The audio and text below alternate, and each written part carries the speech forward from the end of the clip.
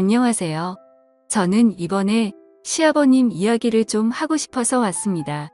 저의 아버님은 워낙에 존재감이 뚜렷하셔서 동네에서도 유명하세요. 게다가 저는 시부모님과 함께 살고 있어요. 28살에 30살 남자에게 속아서 결혼을 덜컥 해버리고는 신혼집을 구하다가 결국 함께 살기로 했어요.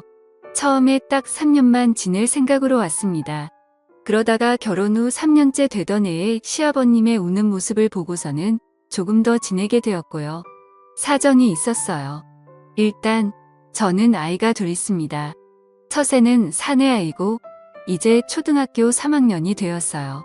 제 말은 죽어라 듣지 않습니다. 거의 풀어놓고 키우고 있고요. 둘째 아이는 딸아이예요. 이제 6살 되었고 정말 큰 애처럼 키우지 않으려고 교육 방법도 바꿔봤지만 결론은 유전자 문제 같았어요. 마음 비우고 삽니다. 자기 엄마 말은 죽어라 듣지 않는데 신기하게도 할아버지 말이면 잘 듣습니다. 특히 첫아이는 지금까지도 자기 할아버지만 찾거든요. 저희 시아버님은 예전에 조선소에서 용접하는 일을 하셨다고 해요. 그래서 뉴스에 배만 나오면 항상 예전 이야기들을 자주 하십니다. 그래서 그런지 모든 일에 열정적이시고 마치 불꽃 같은 남자 같으세요. 동네마다 가벼운 옷차림에 이곳저곳 참견하시는 분 계시잖아요. 저의 아버님이 딱 그러십니다. 늘 입는 옷도 비슷하세요. 흰색 난닝구에 하늘색 나는 바지를 입고 다니시거든요.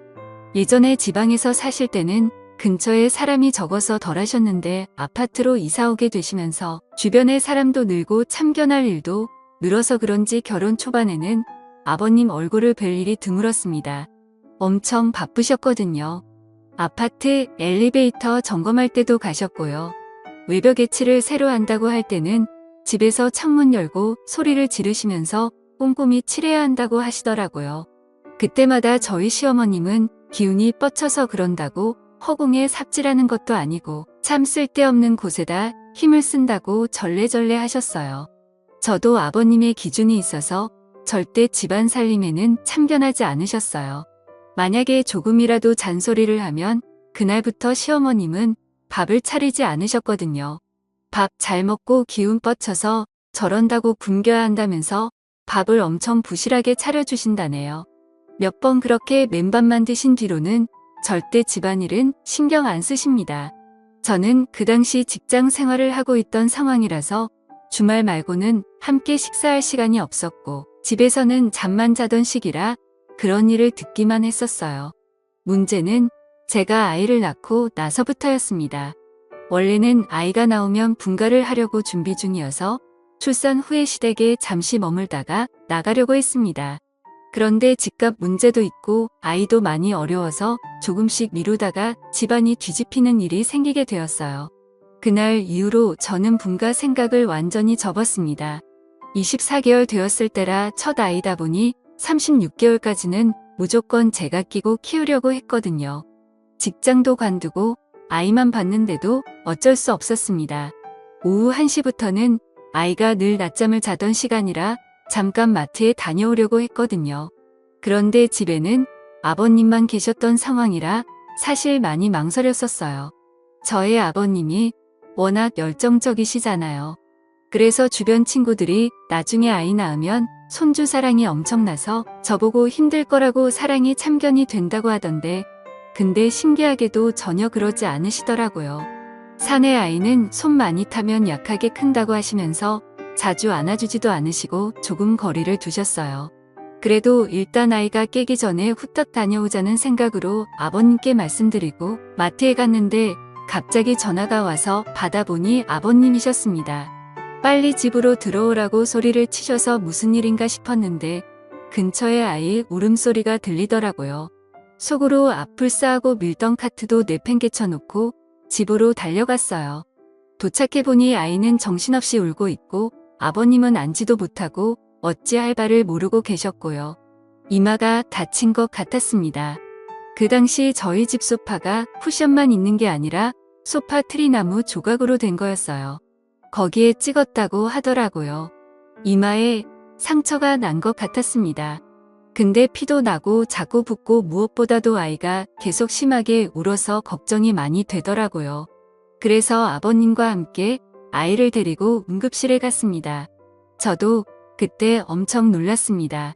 첫 아이고 저렇게 우는데 어떤 엄마가 가만히 있겠나요? 근데 침착할 수밖에 없었습니다. 그게 저의 아버님 때문이었어요. 넋이 나간 표정으로 앉아 계셨는데 어찌나 놀라셨는지 손가락이 떨리는 게 눈에 보일 정도였습니다. 거기서 제가 더 놀라면 아버님이 큰일이 날 것 같았어요. 문제는 시어머님이셨습니다. 어머님은 곧장 병원으로 달려오셨거든요. 병원에 들어오시자마자 손주가 누워있는 걸 보시고는 그냥 바닥에 주저앉으셨고요. 우리 손주 잘생긴 이마가 왜 저렇게 되었냐면서 난리를 치셨습니다.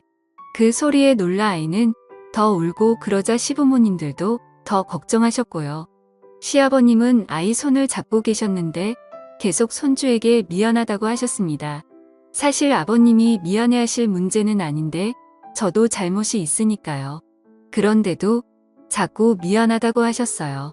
시어머니는 그런 아버님 옆에서 아이가 나중에 바보 되는 거 아니냐면서 첫 아이인데 이걸 어쩌냐고 계속 걱정하시는 바람에 결국 아버님이 우셨습니다. 그때 아버님이 우는 모습을 처음 봤어요. 어머님은 아버님 옆에서 당신도 머리를 다친 거냐고 다 늙어서 왜 우냐고 소리치셨고요. 계속 아이 옆에 계시면 더 힘드실 것 같아서 밖에 대기실로 모시고 갔습니다. 그러자 아버님은 갑자기 기도를 하시면서 차라리 나를 데려가라고 하시며 우리 손주 아무 문제 없게 해달라고 기도를 하셨고요. 그때 처음으로 저희 시아버님의 손주 사람이 정말 대단하다는 걸 알게 되었어요. 근데 또 어머님이 아버님 옆에서 같이 기도하시면서 그러라고 차라리 이 사람을 데려가라고 아주 대놓고 기도하시더라고요. 물물 교환도 아니고 그 와중에도 웃음이 났었네요. 다행히 아이는 아무 문제가 없었습니다. 처음 경험해보는 통증이라 아이가 많이 울 수도 있다고 했고요. 산에 아이 키우다 보면 어디까지는 건 일상이라서 괜찮다고 하더군요. 남편도 도착해서 와 있었고 아이는 점점 진정이 되었는데 저희 아버님은 계속 손을 떨고 계셨습니다.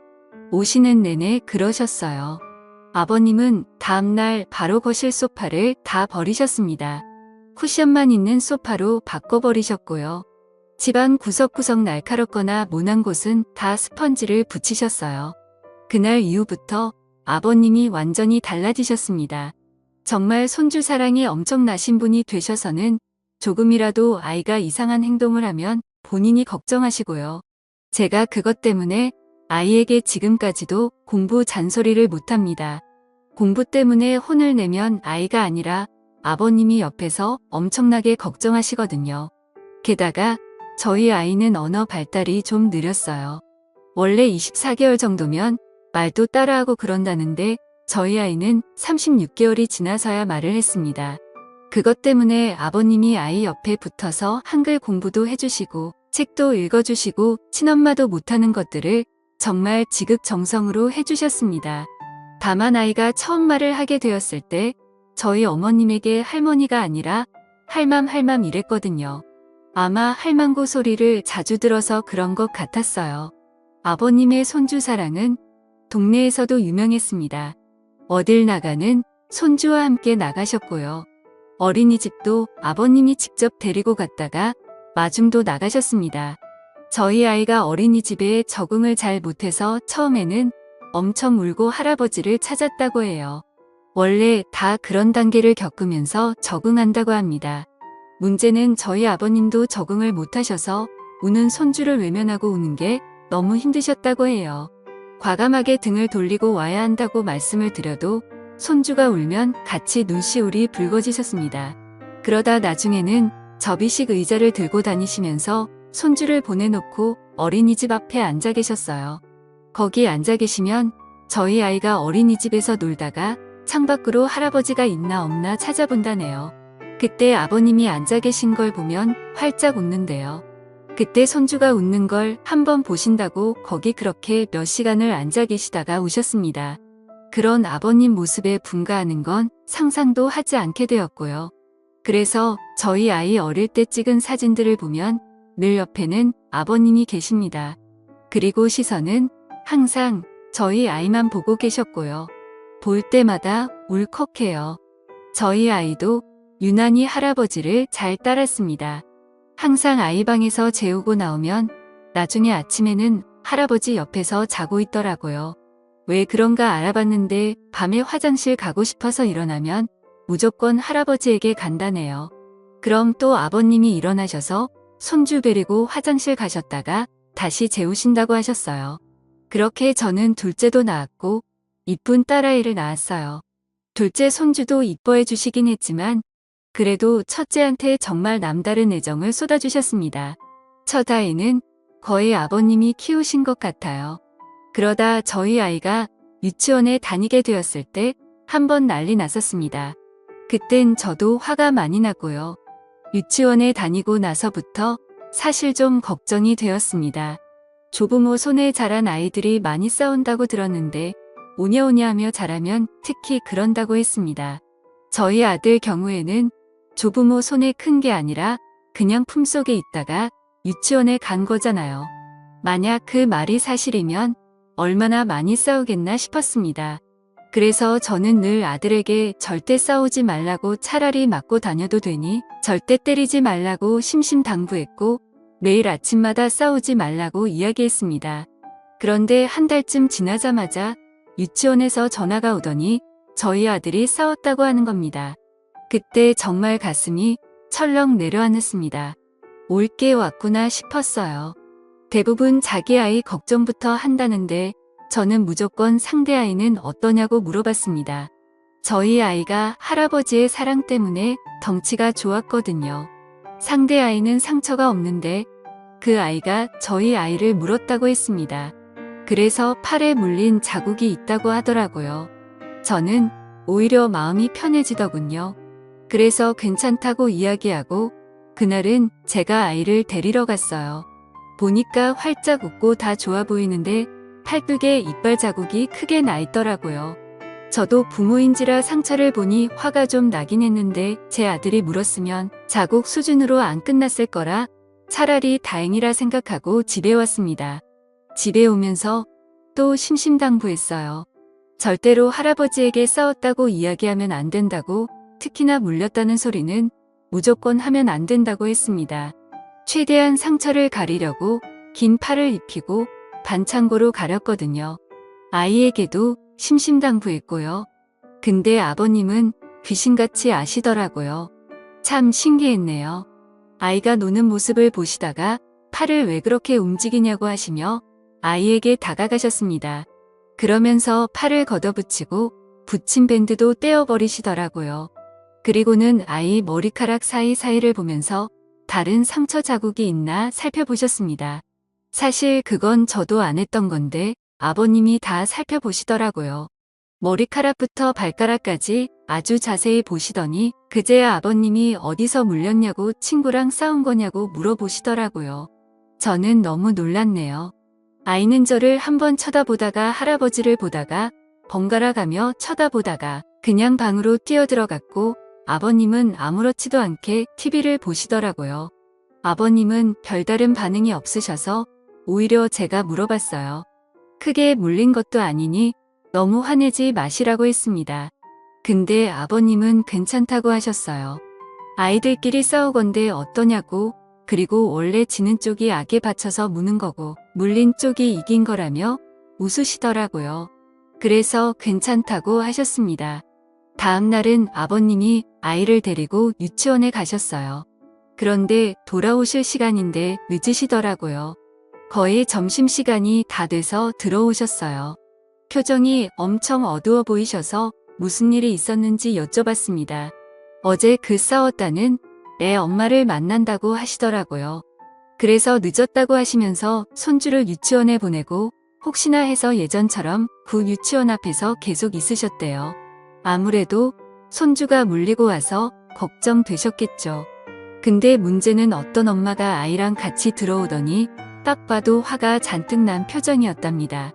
그래서 유치원 가까이 가보니 저희 아이랑 싸웠던 아이의 엄마였던 거예요. 거기서 막 소리를 지르고 난리를 쳐서 아버님이 가서 이야기를 한참 나누셨다고 합니다. 좋게 이야기하고 사과도 하셨다네요. 그래서 사과는 왜 하셨냐고 우리가 사과받아야 정상 아니냐고 여쭤봤는데 약간 미친 여자 같아서 그냥 사과하고 끝났다고 하시더라고요. 서로 자식 교육 잘하기로 했다면서 그렇게 말씀하시고는 방으로 들어가 버리셨습니다. 저는 뭔가 계속 찜찜했어요. 그래서 그날 아이 데리러 제가 갔습니다. 유치원에 가서 제가 그랬어요. 아까 아침에 저희 아버님과 무슨 이야기를 했냐고 물어봤어요. 상대방 엄마가 화가 많이 났다고만 이야기하더라고요. 아니 물린 쪽은 우리 아이인데 어처구니가 없잖아요. 그래서 아니 할 말 있으면 내들 다 있는 유치원에서 그러지 말고 나한테 직접 전화하라고 내가 엄마니까 연락하라고 했어요. 그러면서 제 전화번호를 알려주라고 하고 왔습니다. 그리고 그날 저녁에 정말 제 핸드폰으로 전화가 오더라고요. 근데 웬 남자 목소리가 나더라고요. 저보고는 그 아이 할아버지라고 하시면서 저에게 대뜸 자식 교육 똑바로 하라고 소리를 치는데 어이가 없었습니다. 그래서 일단 참고 듣다가 애 엄마를 바꿔달라고 했어요. 그 여자가 받자마자 누군 아빠 없냐고 하더니 저에게 막사 붙이더군요. 그래서 혹시 시아버님이 무슨 말 실수를 하셨나 싶어서 그날 아버님이 무슨 이야기를 했냐고 물었어요. 근데 사과만 하셨다네요. 나이 많은 사람이 사과하면 그냥 곱게 넘길 줄 알았냐고 그러더라고요. 그때 뚜껑이 열리더라고요. 물린 건 우리 아이인데 딱 봐도 아버님이 잘 넘기려고 사과하신 건데 그때 내가 있었으면 어림도 없었다고 했습니다. 한번 상처난 곳 사진 찍고 일 키워볼까요? 라고 소리를 질렀습니다. 그러자 다시 남자 목소리가 나더니 저보고 말 가려서 하라고 또 막 소리를 치는 겁니다. 자꾸 저에게 나이가 어쩌고 하면서 뭐라고 훈계를 하길래 누군 아버지 없습니까? 우리 아버님은 조선소에서 용접하던 상남자인데 바로 바꿔드렸죠. 근데 그때 제가 참았어야 했어요. 일이 걷잡을 수 없게 커졌거든요. 아버님은 전화를 받자마자 거의 전화기를 씹어드실 정도로 소리를 지르셨어요. 그러다가 대뜸 그럽시다. 만나서 이야기하자고 하더니 전화를 끊으시더라고요. 속으로 와 진짜 큰일이 났구나 싶었네요. 그러면서 나가려고 준비하시는데 대부분 밖에 나갈 때 외투를 입잖아요. 근데 저희 아버님은 정반대십니다. 위에 티셔츠를 벗으시더니 난닝구만 입고 나가시더라고요. 참고로 4월이었어요. 가서 확 물어버린다고 하시면서 나가시더라고요. 저도 너무 걱정돼서 무작정 그냥 따라 나갔어요. 유치원 건물 앞에서 만나기로 하신 것 같더라고요. 그쪽도 애 엄마랑 할아버지랑 둘이 나왔더라고요. 만나자마자 그쪽 할아버님이 저에게 자식을 어떻게 키웠냐고 소리를 쳤고 아버님이 그때 폭발하셨고요. 우리 손주가 뭘 어떻게 컸는데 그러냐고 사실 저희 첫째는 아버님이 거의 키우다시피 하셨잖아요. 엄청 화가 날 만도 하셨죠. 물린 건 우리 손주인데 우리한테 뭐라고 하냐면서 따지자 상대의 엄마가 자기 아이가 겁이 나서 물었다고 제 아들이 덩치가 커서 다른 아이들에게 겁을 준다고 하더라고요. 그날도 제 아들이 싸운 게 아니라 다른 애들 싸움을 말렸다고 해요. 제가 늘 싸우지 말라고 싸움은 안 좋은 거라고 귀에 못이 박이도록 이야기를 해서 본인만 안 싸우면 될 것을 다른 애들이 싸우는 것도 말리려고 했나 보더라고요. 덩치 좋은 애가 나서서 하지 말라고 하니 제 아이 팔을 물어버린 거 고요. 그렇게 어르신 두 분이 서로 소리를 지르고 있는데 갑자기 그쪽의 엄마가 저희 아버님에게 왜 했던 말을 계속 하냐고 물린 이야기를 몇 번째 하냐면서 물린 게 중요한 게 아니라 겁을 느꼈다니까요. 하며 할아버지 치매예요. 이러는 겁니다. 근데 또 저희 아버님은 그 소리에 갑자기 위축되시는 것 같았고요. 순간 제가 눈이 확 돌아버렸어요. 지금 뭐라 했냐고 정신이 나갔냐? 이 지금 뭐라 했냐고 소리를 질렀어요. 그러자 그쪽의 엄마가 두 사람 다 치매냐고 하며 했던 말 반복하게 하는 재주가 있냐고 하더라고요. 제가 비록 저희 아들에게 싸움은 나쁘다고 했지만 살다 보면 싸워야 할 순간이 있더라고요. 그의 엄마를 확 밀치며 빨리 사과하라고 했어요. 사과 안 하면 가만 안 둔다고 걸어서 집에 못 가게 만든다고 소리를 질려버렸고요. 그 엄마 어깨를 잡고 사과하라고 소리를 쳤는데 제 팔을 물더라고요. 이게 제가 물려보니까 진짜 얄팠더라고요. 우리 아들은 어떻게 참았나 몰라요. 곧바로 머리채 잡고 난리가 났습니다. 그러자 양쪽 아버님들은 말리느라 정신이 없었고요. 그러다가 경찰차도 타보게 되었습니다. 잡혀간 건 며느리들인데 경찰서에서는 아버님들끼리 또 난리가 났어요. 나중에 양쪽 남편들이 도착해서 서로 사과하고 잘 마무리돼서 집에 왔습니다. 저희 아들은 할머니랑 TV를 보고 있더라고요. 머리가 산발이 돼서 들어온 제 모습을 보고 놀라서 저보고 싸웠냐고, 엄마는 왜 싸웠냐고 묻더군요. 그날부터 교육 방식을 좀 바꾸기로 했습니다. 싸워야 할 땐 싸우라고 했습니다. 대신 물지는 말라고, 그건 짐승들이나 하는 짓이라고 했어요. 그날 이후로 저는 유치원에 잘 안 갔고요. 아버님이 데려다주고 데려오고 해주셨습니다. 솔직히 제가 그의 엄마를 만나면 못 참을 것 같았거든요. 아버님은 그날 저에게 정말 잘했다고, 내가 속이 다 후련하다고 하셨습니다.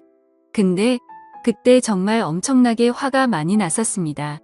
지금 와서 생각해도 신기해요. 그렇게 시부모님과 함께 지낸 지도 10년이 넘었네요. 저의 큰애가 이제 초등학교 3학년이 되었으니까요. 아버님의 손주 사랑은 여전하십니다. 늘 아이가 학교에서 오면 이마에 뽀뽀를 해주세요. 예전부터 지금까지도 다른 곳이 아닌 이마에 하십니다. 그때 생긴 상처가 거기에 있거든요. 그 상처에 뽀뽀를 해주시면서 늘 가슴 아파하십니다. 엄청 작은 상처인데 그게 눈에 밟히셨나 봐요. 제 아이도 할아버지에게 오면 이마를 갖다 댑니다. 제가 직접 낳은 자식인데도 가끔은 싫을 때도 있고 미울 때도 있는데 어쩜 저렇게 한결같이 손주를 이뻐해 주시는지 가끔은 제 아들이 부러워기도 해요. 제가 이 글을 쓰게 된 이유가 옷장 정리하다가 생각나서 썼거든요. 아버님 옷장을 보니 외투가 많아졌더라고요. 그래서 마음이 좀 무겁네요. 예전에는 난닝구의 하늘색 반바지 한 벌이면 봄, 여름, 가을은 끄떡없이 쉬었는데 그러고 보니 요즘은 난닝구만 입으신 적이 없네요. 그것도 이제 알았네요. 시간이 많이 흘렀습니다. 저도 시아버님 덕분에 경찰서도 가보게 되고 그 이후로는 절대 그런 일은 없었지만 참 많은 일이 있던 것 같습니다. 어쩌면 그때 저의 아이가 이마를 다치지 않았다면 이런 추억은 없었겠죠. 저희는 분가했을 테니까요. 그러고 보면 정말 소중한 상처인 것 같습니다. 나중에 제 아들이 더 커서 교복을 입고 군복을 입고 양복을 입을 때까지 아버님이 제 아들 곁에 오래오래 계셨으면 좋겠습니다. 이마에 뽀뽀도 해주시고요. 제가 준비한 이야기는 여기까지입니다. 아버님의 손주 사랑이 너무 크고 넘쳐서 그 사랑이 온 가정에 다 스며든 것 같습니다. 참 따뜻하네요. 사랑이 아무리 따뜻해도 난닝구만 입으시면 안 됩니다. 외투 많으시다니 다행이네요. 오래오래 손주 곁에서 건강하게 더 행복하게 지내셨으면 좋겠습니다. 감사합니다.